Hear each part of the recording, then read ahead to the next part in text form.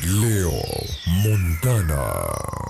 Primero me dieron alas y ahora me quieren parar. Yo no soy mono de alambre, de cuerda me puedan dar.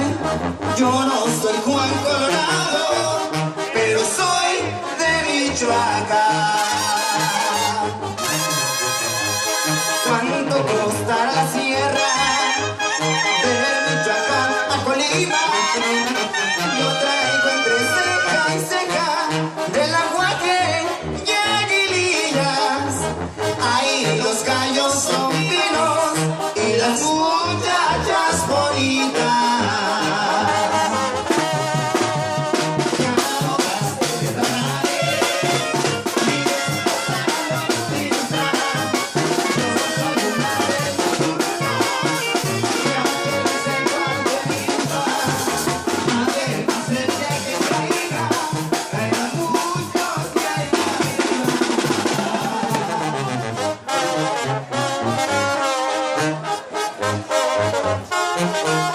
Ay, ay, ay.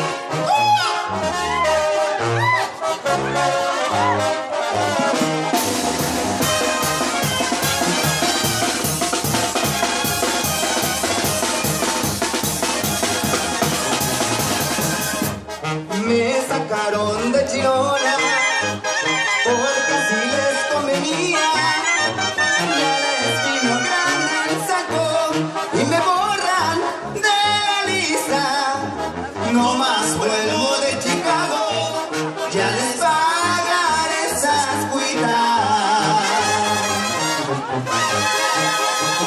Por unos dedos traidores tuve un fracaso en Uruapan. También mi linda borrada le falló allá por Izaguayo.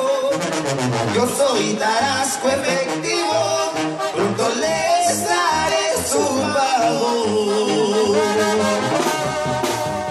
Ya no